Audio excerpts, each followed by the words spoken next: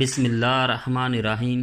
میری دوستوں سے گزارش ہے کہ ویڈیو کو لائک کریں، شیئر کریں اور چینل کو سبسکرائب کر دیں، ساتھ میں بیل آئیکن کا بٹن بھی دبا دیں تاکہ نئے آنے والی ویڈیوز آپ تک پہنچتی رہیں۔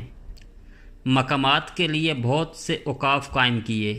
ان اوقاف کی آمدنی قصر سلطانی میں ایک مستقل خزانہ میں جمع ہوتی تھی۔ حجاز مقدس کے عثمانیوں کے زیر نگی آنے کی وجہ سے بحر احمر پر عثمانیوں کو غلبہ حاصل ہو گیا اور حجاز مقدس اور بحر احمر سے پرتگالی خطرہ ٹل گیا، اور یہ غلبہ 18ویں صدی کے اختتام تک باقی رہا۔ مملوکیوں کی شکست کے بعد مملوکی حاکم یمن جرکسی اسکندر سلطان سلیم کی خدمت میں حاضر ہوا تاکہ سلطان کی عطایت اور دوستی کی ذمہ داریاں پوری کرے۔ سلطان سلیم نے اسے اپنے منصب پر باقی رکھنے سے اتفاق کیا۔ یمن کو بہت بڑی اہمیت حاصل تھی، اسے بحر احمر کی کلید خیال کیا جاتا تھا۔ اس کی سلامتی میں ہی حجاز مقدس میں موجود متبرک مقامات کی سلامتی تھی۔ شروع میں یہاں عثمانیوں کی گرفت مضبوط نہیں تھی کیونکہ یہاں کی قیادت اور مملوکیوں کے درمیان داخلی تنازعات پائے جاتے تھے۔ اس کے علاوہ پہاڑی قبائل کے درمیان زید یہ مذہب قبول ہو رہا تھا۔ یہ خطرہ پرتگالی خطرہ کے علاوہ تھا جو ہر وقت یمنی سالوں کو خوفزدہ کرتا رہتا تھا۔ اس چیز نے سلطان کو اس بات پر مجبور کیا کہ وہ بحری فوج بھیج کر اس خطرے کا سدباب کرے، مگر یہ مہم اس نزاع کی وجہ سے ناکام رہی جو اس کے قائد حسین رومی حاکم جدہ اور عثمانی بحریہ کے ایک قائد الدیس سلیمان کے درمیان پیدا ہو گیا۔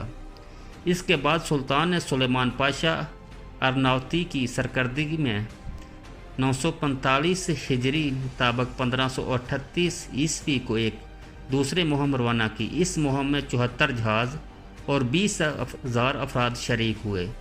اس حملے کا مقصد یمن پر بالعموم اور عدن پر بالخصوص قبضہ کر کے باب المندب کی تنگنائی کو پرتگالی جہازوں کے لیے بند کرنا تھا۔ عثمانی عدن میں 946 ہجری مطابق 1539 عیسوی کو داخل ہوئے۔ 952 ہجری مطابق 1545 عیسوی کو کگر، جبکہ 954 ہجری مطابق 1547 عیسوی کو صنعاء ان کے ہاتھ سے نکل گیا۔ سلیمان پاشا نے اپنی بحریہ کے ساتھ پیش قدمی کی تاکہ حضرموت میں واقع بعض عربی بندرگاہوں پر قبضہ کرے، جن میں سے الشہر اور المقلاب خاص طور پر قابل ذکر ہیں، اور 964 ہجری مطابق 1557 عیسوی کو بحر احمر کے مغربی جانب پر واقع حبشہ، سواکن اور مسوع کے ساحلوں کو تاراج کیا۔ یمنی عثمانی فرمانروائی کے پورے عرصہ 1538 عیسوی تا 1635 عیسوی میں عثمانیوں اور زیدی اماموں کے درمیان جنگ کا اکھاڑا بنا رہا۔ عثمانیوں کو یمن پر حقیقی قبضہ حاصل نہ ہو سکا کیونکہ یہاں مقاومت کی تحریک کا ہمیشہ ان کو سامنا رہا۔ دولت عثمانیہ کے غلبہ کے عرصے میں 1538 عیسوی تا 1635 عیسوی میں عثمانی اور رائمہ زید یہ مسلسل ایک دوسرے سے برسر پیکار رہے اور عثمانی اس پر مکمل کنٹرول حاصل نہ کر سکے، جس کا سبب بعض قبائل کی سرکشی تھی۔ یمن میں اپنی موجودگی سے عثمانیوں نے فائدہ اٹھایا اور پرتگالی دباؤ سے خلاصی حاصل کرنے کے لیے خلیج میں بحری مہمات کا اہتمام کیا۔ عثمانیوں اور پرتگالیوں کے درمیان معرکہ آرائی پرتگالی سلطنت 1514 ہجری عیسوی کو مغرب اقصی پر حملہ آور ہوئی۔ اس کی فوجوں کی قیادت امیر ہنری ملا کر رہا تھا اور اس نے سبتا کی مغربی بندرگاہ پر قبضہ کر لیا۔ یہ مسلسل مخالفانہ کارروائیوں کے سلسلے کی ابتدا تھی۔ اس کے بعد شمالی افریقہ پر پرتگالیوں نے مسلسل حملے شروع کر دیے حتیٰ کہ وہ اصیل اور آرائش پر قابض ہو گئے۔ پھر 1471 عیسوی میں تنبا پر بھی ان کا قبضہ ہو گیا۔ اس کے بعد وہ نہایت ہی اہم مراکز جیسے اسفا، اگادیر، ازمورا اور ماسا کی بندرگاہوں پر حملے کرنے لگے۔ پرتگال والوں کو بحر اٹلانٹک کا رخ کرنا اور ان کو اپنی کوششوں کو مسلمانوں پر مرکوز کرنا یہ ایک ایسا عمل تھا جسے مسیحیوں کے نزدیک اولیاء حیثیت حاصل تھی، اور اس کی وجہ وہ شدت پسندانہ صلیبی جذبات تھے جو مسلمانوں کے بارے میں ان کے دلوں میں پائے جاتے تھے، کیونکہ پرتگالیوں کا خیال تھا کہ وہ مسیحیت کے مددگار اور مسلمانوں کے خلاف ان کے نگہبان۔ یہ لوگ مسلمانوں کے ساتھ جنگ کرنا بہت بڑی ضرورت خیال کرتے تھے، ان کے نزدیک اسلام ہی وہ سخت ترین دشمن تھا جس کے ساتھ ہر جگہ جنگ ضروری تھی۔ امیر ہنری ملا سخت متعصب نصرانی تھا، اسے مسلمانوں سے شدید نفرت تھی۔ اس نے پوپ نکولا خامسن سے ہندوستان تک تمام علاقوں کو فتح کرنے کی اجازت لے رکھی تھی۔ پوپ نے ایک موقع پر ہنری کے بارے کہا تھا، ہمیں سب سے زیادہ خوشی اس بات کی ہے کہ ہنری امیر پرتگال ہمارا بیٹا اپنے عظیم باپ شاہ یوحنا کے نقش قدم پر چل رہا ہے۔ مسیح کے سپاہیوں میں سے ایک بہادر سپاہی کی حیثیت سے اس کو وہ غیرت و اہمیت الہام ہوئی ہے جس کی بدولت اس نے خدا باپ کے نام کو دور دراز علاقوں تک پہنچایا ہے، ان دور دراز علاقوں تک جو ہمارے علم سے بھی باہر ہے۔ اس طرح کیتھولک کی گود میں رہنے والے اللہ کے دشمن اور مسیح کے دشمن جیسے عرب اور دوسرے کافر ان تک اس نام کو پہنچایا ہے۔ بوکرک نے اپنی تقریر میں جو اس نے اپنے لشکر کے سامنے اس وقت کی جب لشکر ملکہ پہنچا، کہا عربوں کو خوشبو اور مسالہ جات کی تجارت سے دور کر دینا ایسا زبردست ہتھیار ہے جس سے پرتگالی اسلام کی قوت کو کمزور کر سکتے ہیں۔ اس تقریر کے دوران اس نے یہ بھی کہا، یہ ایک بہت بڑی خدمت ہے جو ہم علاقوں سے عربوں کو دور کر کے اور محمد صلی اللہ علیہ وسلم کے مددگاروں کے شعلہ کو بسم کر کے خدا کے حضور میں پیش کر رہے ہیں، اس طرح کہ اس کے بعد یہاں کوئی شعلہ بلند نہیں ہوگا، کیونکہ مجھے یقین ہے ہم ملکہ کی تجارت ان کے یعنی مسلمانوں ہاتھ سے چھین لیں گے، اور قاہرہ اور مکہ ہر دو شہروں پر اس کا بہت زیادہ اثر پڑے گا۔ بلغیریا سے مسالہ جات کی تمام تجارت اس وقت تک رکی رہے گی جب تک یہاں کے تاجر پرتگال آ کر اس کو نہیں خریدیں گے۔ بوکرک اپنی ڈائری میں لکھتا ہے، ہمارا ہدف مسلمانوں کے مقدس مقامات تک پہنچنا اور مسجد نبوی میں داخل ہو کر محمد صلی اللہ علیہ وسلم کی مدفون ہڈیوں کو نکالنا ہے تاکہ ہم سودا کر کے ان ہڈیوں کے بدلے القدس کو واپس لے سکیں۔ الیاذ باللہ نعوذ باللہ پرتگال کے فرمانروا ایمانویل اول نے پرتگالی حملوں کے اہداف کا اعلان کرتے ہوئے کہا، ہند کی طرف بحری راستے کے انکشاف کی غرض و غایت نصرانیت کی ترویج اور مشرقی دولت کا حصول ہے۔ اس طرح ایک تحقیق کرنے والے مصنف کے سامنے یہ بات واضح ہو جاتی ہے کہ پرتگالی دریافتوں کا دینی محرک ہی وہ اہم ترین عمل تھا جس نے انہیں سمندروں کا کھوج لگانے اور عالم اسلام کی طرف متوجہ ہونے پر ابھارا۔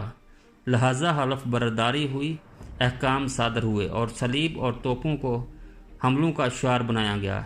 اس شعار کا مقصد تھا مسلمانوں پر لازم ہے کہ مسیحیت کو قبول کریں اور نہ ان پر توپوں سے حملہ کیا جائے گا۔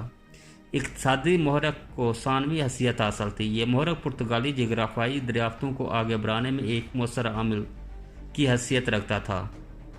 904 ہجری مطابق 1495 کو واسکو ڈی گاما کی وساطت سے نئے راستے کے انکشاف نے اس مہم کو آسان بنا دیا کہ مشرق اقصی کی مصنوعات یورپی بازاروں تک پہنچے اور تاجروں کو مصر کے راستے سے گزرنے کی ضرورت نہ پڑی۔ لہذا عربی اور اسلامی سمندری راستوں سے تجارت خط کی تبدیلی نے دینی اہداف کے پورے ہونے میں مدد دی، کیونکہ اسلامی طاقت کو کمزور کرنے میں اقتصادی دائرہ کار کا اثر بہت فعال تھا، اور ایک عرصے سے مسلمانوں کی بہتری اقتصادی حکمت عملی نے یورپ کو جھنجھوڑ کر رکھ دیا تھا۔ پرتگالیوں کے نئے تجارتی راستوں کے انکشاف کی وجہ سے دولت مملوکی کی معیشت پر بہت برے اثرات مرتب ہوئے، اور وہ اس نئی تبدیلی سے خاصا متاثر ہوئے تھے۔ یہ بات بھی قابل ذکر ہے کہ پرتگالیوں نے اپنے ان حملوں میں یہودیوں سے مدد حاصل کی جن سے جاسوسی کی خدمات لی جاتی تھیں۔ چونکہ یہ لوگ عربی زبان جانتے تھے، اس لیے عربی علاقوں میں وہ آسانی چل پھر کر پرتگالیوں کے لیے جاسوسی کر سکتے تھے۔ بطور مثال ہم یہ واقعہ بیان کر سکتے ہیں کہ پرتگال کے فرمانروا یوحنا ثانی نے اپنے خادم خاص کو مصر، ہند اور حبشہ کے علاقوں میں بھیجا۔ اس کے ساتھ ایک یہودی بھی تھا۔ ان دونوں نے بادشاہ کی خدمت میں جو رپورٹ پیش کی، اس میں بحر ہند سے متعلق بعض عربی نقشے بھی تھے۔ ابن ایاس بتاتے ہیں کہ امیر مکہ شریف برکات کے زمانے میں 3 آدمی خفیہ طریقے سے مکہ شریف میں گھس آئے۔ یہ لوگ مسجد حرام کے ارد گرد گھوم رہے تھے اور عثمانی لباس میں تھے، نیز عربی اور ترکی بولتے تھے۔ انہیں گرفتار کر لیا گیا۔ جب تفتیش ہوئی تو پتہ چلا کہ یہ مسیح ہیں، کیونکہ یہ غیر ستون پائے گئے۔ مزید پوچھ گچھ کے بعد معلوم ہوا کہ یہ تینوں جاسوس ہیں جنہیں صلیبی پرتگالی لشکر کے مکہ میں داخلے کے وقت رہنمائی کے لیے بھیجا گیا ہے۔ اس کے بعد ان تینوں کو سلطان کانسو گوری کے پاس مصر بھیج دیا گیا۔ پرتگالی اہداف کو پورا کرنے کے لیے مسیحی دانشوروں اور سیاستدانوں نے ہرمز اور باب المندب کی تنگناؤں پر کنٹرول ضروری خیال کیا تاکہ اسلام کے یہ دشمن عالم اسلامی کی پشت پر ایک کارگر حملہ کر سکیں، عربی اور اسلامی علاقوں میں اقتصادیات کی شاہراہ کاٹ سکیں اور نیچے جہاں جہاں پہنچے وہاں مسیحیت کی تشہیر کر کے اسے اسلام پر غالب کر دیں۔ پرتگالی اپنی سکیم میں کامیاب رہے۔ افریقی ساحلوں، خلیج عربی اور بحر عرب کی تجارتی راہ پر ان کا مکمل کنٹرول ہو گیا، اور اس طرح مشرقی مصنوعات کی اس راستے سے یورپ کو سپلائی بند ہو گئی، چونکہ ان کا کوئی بحری مدقابل اس علاقے میں نہیں تھا۔ اس لیے یہ اپنے مقاصد میں کامیاب رہے اور بڑی آسانی سے تمام اہم مراکز پر قبضہ کر لیا۔ اس کے بعد پرتگالیوں نے سختی سے کام لیا اور اس سلسلے میں کوئی رعایت نہ برتی۔ بہت سے علاقے جن تک یہ لوگ پہنچے اور جن پر ان کا قبضہ ہوا، وہاں انہوں نے خوب خون خرابہ کیا، فتنہ و افساد برپا کیا، لوگوں کی عزتوں کو پامال کیا، مسجدوں کو منہدم کیا، گھروں کو پند و خاک کیا اور لوگوں کو حج بیت اللہ سے روک دیا۔ رہی یہ بات کہ ان ظالمانہ جنگوں میں مسلمانوں کا موقف کیا رہا تھا، تو اس دور میں ممالک نے جو کردار ادا کیا وہ کوئی قابل رشک نہیں ہے، کیونکہ انہیں اقتصادی اور سیاسی کمزوری کا سامنا تھا۔ سلاطین داخلی مسائل میں الجھے ہوئے تھے، نیز انہیں عثمانی مقابلے کا سامنا تھا۔ اس کے علاوہ بحر بیض متوسط کے مشرق میں وہ اسپرٹ گھوڑ سواروں کا قلعہ کما کرنا چاہتے تھے۔ اس لیے افریقی ساحل، خلیج اور یمن کے رہنے والے لوگوں نے خود پرتگالیوں کا مقابلہ کیا اور مشرقی افریقہ، مسقط، بحرین، کریات اور عدن میں ہر مقام پر پرتگالی فوجوں پر حملے کیے، لیکن طاقت کے عدم توازن کی بدولت یہ تمام حملے بے سود ثابت ہوئے۔ کچھ عرصہ بعد داخلی مشکلات کے باوجود ممالک نے اپنے ذمہ داری کو محسوس کیا اور حتیٰ مقدور پرتگالیوں کو مقدس مقامات تک رسائی حاصل کرنے سے روکنے کی پوری کوشش کی۔ سلطان کانسو گوری نے 13 جہازوں اور 1,500 سپاہیوں پر مشتمل ایک بحری بیڑا پرتگالیوں پر حملہ کرنے کے لیے بھیجا، جس کی قیادت حسین کردی کر رہے تھے۔ یہ بحر جزیرہ دیو پھر شول پہنچا اور پرتگالی بحری بیڑے کو للکارا، جس کی قیادت اولون فردی البد کر رہا تھا۔ یہ واقعہ 914 ہجری مطابق 1508 عیسوی کو پیش آیا۔ اس حملے میں پرتگالیوں کو کامیابی حاصل ہوئی، پھر انہوں نے اپنی فوجوں کو نئے سرے سے مرتب کیا اور دوبارہ حملہ کیا، جس کی وجہ سے 915 ہجری مطابق 1509 عیسوی کو اسلامی بحریہ کو مارکا دیو میں شکست ہوئی۔ یہ واقعہ تاریخ میں بہت مشہور ہے۔ رہی بات دولت عثمانیہ کی، تو شروع میں یہ میدان قتال سے دور تھے۔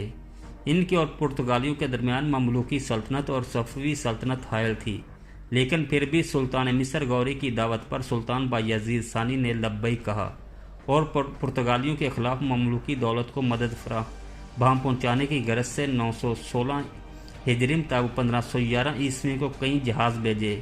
ان جہازوں پر آتش گیر مادہ، تیر، 40 کنتار تقریباً 44 کلو گرام بارود، اس کے علاوہ دوسرے عسکری لوازمات اور ساز و سامان لدا ہوا تھا، لیکن یہ مدد مملوکیوں تک نہ پہنچ پائی، کیونکہ مقدس یوحنا کے گھوڑ سواروں یہ ایک لقب ہی ضروری نہیں کہ یہ دستہ گھوڑ سواروں پر مشتمل ہو۔ کلیٹیروں نے اس کمک پر حملہ کر دیا۔ جب عثمانیوں نے مصر اور شام کو اپنی سلطنت میں ضم کر دیا اور عرب علاقے عثمانی حکومت کے زیر نگی ہوئے، تو دولت عثمانیہ نے بے مثال شجاعت سے پرتگالیوں کا سامنا کیا اور بحر احمر کے بعض اسلامی بندرگاہیں واپس لینے میں کامیابی حاصل کی، جیسے مسو اور زیلا۔ اس طرح امیر علی بیگ کی قیادت میں ایک بحری لشکر افریقی ساحل کی طرف بھی روانہ کیا، جس کے نتیجے میں مقدیشو اور مجلسہ آزاد ہوئے اور پرتگالی لشکروں کو بہت زیادہ نقصان اٹھانا پڑا۔ سلطان سلیمان قانونی کے عہد حکومت 927 ہجری مطابق 974 ہجری مطابق 1520 عیسوی تا 1566 عیسوی میں دولت عثمانیہ پر پرتگالیوں کو بحر احمر سے دور کرنے اور خلیج عرب میں ان کے مراکز جہاں وہ ٹھہرے ہوئے تھے پر حملہ کرنے میں کامیاب رہی۔ سلطان سلیمان سمجھ چکے تھے کہ مقامات مقدسہ کا دفاع دولت عثمانیہ کی ذمہ داری ہے، سو انہوں نے کالی کوٹ اور کمبائی کے حاکموں سے معاہدہ کر لیا۔ یہ دونوں ہندوستانی حاکم تھے جو پرتگالی حملوں سے متاثر ہوئے تھے۔ اس معاہدے کی روح سے دونوں نے پرتگالیوں کے خلاف مشترکہ کارروائی کرنا تھی۔ اس معاہدے کے بعد انہوں نے والی مصر کے خادم سلیمان پاشا کو ایک منصوبہ دیا اور حکم دیا کہ وہ فوراً اس پر عمل پیرا ہو۔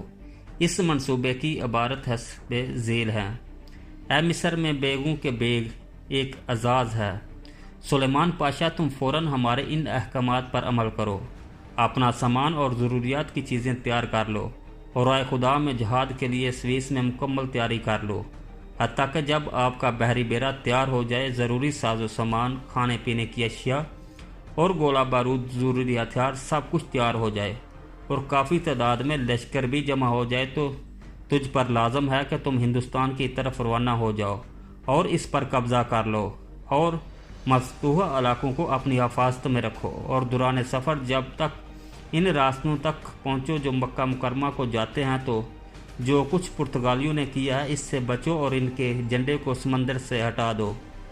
سلیمان الخادم عثمانی سلطان کے حکم پر عمل کرتے ہوئے روانہ ہوا، 7 دنوں میں جدہ پہنچا، پھر کمران کی طرف ہوا۔